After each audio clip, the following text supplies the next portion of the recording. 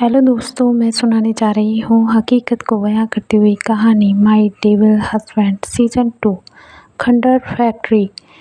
अदीरा उसमें बेहोशी की हालत में पड़ी हुई थी।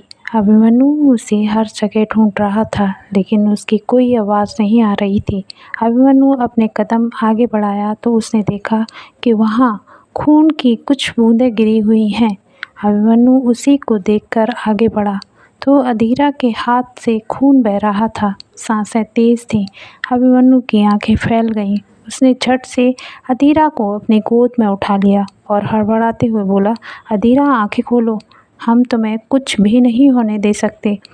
आसमान में ढलते हुए सूरज की रोशनी अदीरा के मुरझाए हुए चेहरे को और भी खूबसूरत बना रही थी, जैसे सूरज की लालिमा अभिमन्यु को उसके करीब लाना चाहती हो, दोनों को फिर से एक करना चाहती हो। उसी पल अभिमन्यु ने गहरी सांस लेते हुए अदीरा को गाड़ी की पैसेंजर सीट पर लिटाया और उसके चेहरे को अपने दोनों हाथों में भरते हुए बोला, हमारी मति मारी गई थी अदीरा, जो हमने अपने तुम्हारे साथ खिलवाड़ किया है। तुम्हें कुछ भी नहीं हो सकता। अगर तुम्हें कुछ हो गया तो हम कैसे जी पाएंगे? अदीरा, आंखें खोलो प्लीज़। अभिमन्यु ने गाड़ी स्टार्ट की और हॉस्पिटल के लिए निकल गया। वहीं दूसरी ओर व्हाइट हाउस। काजल इधर से उधर टहल रही थी, जैसे उसके सामने कोई आया तो उसकी जान ले लेगी। तभी कांता ने हौले से कहा, कोई खबर आई हॉस्पिटल से? मैडम।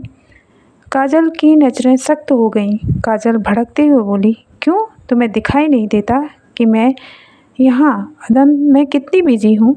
काजल का रौब देखकर कांता ने सबकपाते हुए धीमी आवाज़ में कहा, माफ़ कीजिए, और किचन में चली गई। कांता किचन की सफाई करते हुए बड़बड़ाई, माता रानी, मैम साहब पहुँच तो गई होंगी हॉस्पिटल और हमारी राजकुमारी ठीक हो गई हो। जब से इस मनहूस औरत का साया व्हाइट हाउस पर पड़ा है, सब गड़बड़ हो रहा है। कांता उदासी भरे चेहरे के साथ अपने कमरे में चली गई। वहीं दूसरी ओर सिटी हॉस्पिटल। आते जाते मरीजों की चहल पहल। उसी पल अभिमन्यु की गाड़ी आकर रुकी तो कुछ कंपाउंडर बाहर आए और अभिमन्यु की गाड़ी को देखकर अभिवादन करते हुए बोले, क्या हुआ सर? अभिमन्यु गाड़ी से उतरते हुए नीचे आकर पीछे की खिड़की खोली तो अधीरा अपनी अधखुली पलकों को देख रही थी, लेकिन उसे पूरी तरह होश नहीं था। अभिमन्यु ने कंपाउंडर को ऑर्डर देते हुए कहा, जल्दी स्ट्रेचर लेकर आओ, कुछ लोगों की भीड़ लग गई। देखो अभिमन्यु प्रताप सिंह चौधरी। लेकिन अभिमन्यु का पूरा ध्यान अधीरा पर था। हेल्पर और कंपाउंडर अधीरा को अंदर लेकर गए। डॉक्टर मान्या ने उसे देखा तो बोली, वेटिंग रूम में बैठिए। अभिमन्यु की जान हलक में आकर अटक गई थी। अपने आप को कोसते हुए बोला, काश हम दोनों पर ध्यान देते तो ये सब नहीं होता। उसी पल अभिमन्यु को अदम का ख्याल आया। अभिमन्यु काजल को कॉल किया तो पहले तो काजल कॉल रिसीव नहीं की, फिर बड़बड़ाते हुए बोली, तुम्हें तो हम देख लेंगे, हमें इग्नोर करने का नतीजा। अभी तुम जानते कहाँ हो अभिमन्यु प्रताप सिंह चौधरी? अभिमन्यु ने फिर से कॉल लगाया तो काजल ने सख्त आवाज़ में कहा, बोलिए सर, हमें लगा आप अपनी दुनिया में खो गए हैं। अभिमन्यु की त्योरियाँ चढ़ गईं। ये लड़की किस लहजे में हमसे बात कर रही है, जैसे हमारी बीवी हो। अरे तुम कैसी बातें कर रही हो काजल? यहाँ की कंडीशन बहुत ख़राब है।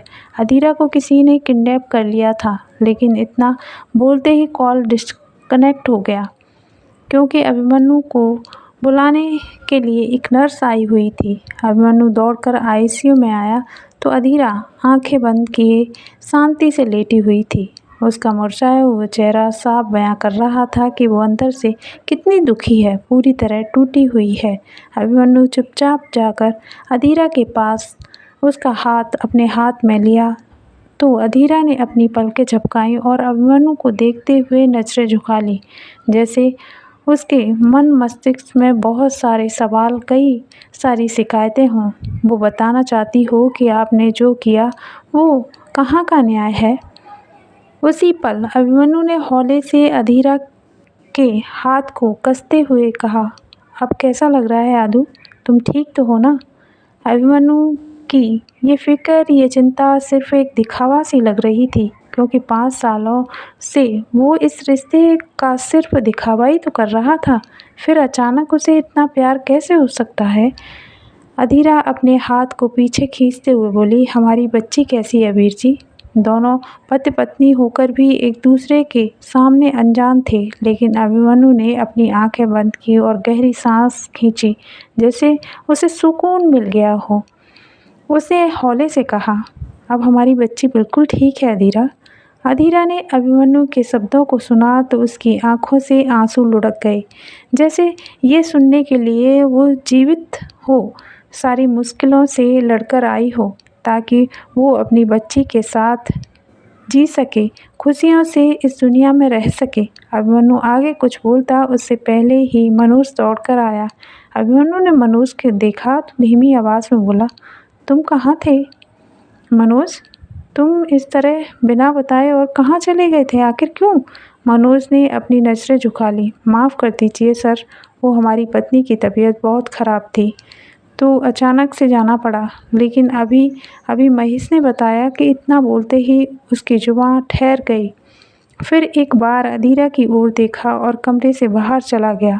वहीं अभिमन्यु अधीरा से मिलने उसके पास आया तो अभिमन्यु को देखते ही खुशी की लहर खिलखिला उठी, क्योंकि उसने अभिमन्यु को अपने करीब आते पहली बार महसूस किया था। अभीरा ने मायूस भारी आवाज़ में पूछा, डैड मॉम कहाँ हैं? वो हमारे पास कब आएंगी? और आई क्यों नहीं? अभीरा की मासूमियत देखकर अभिमन्यु ने मुस्कुराते हुए अभीरा के माथे को चूम लिया, कहा, हम अभी मैजिक करेंगे और आपकी मॉम आपके पास आ जाएंगी, लेकिन आपको हमारी बात माननी होगी। अभीरा हकलाती हुई बोली, हम आपकी सारी बात मानेंगे डैड, लेकिन हमें मॉम चाहिए। हमें इंजेक्शन से बहुत डर लगता है। उसकी बड़ी बड़ी आंखों से आंसू निकल रहे थे।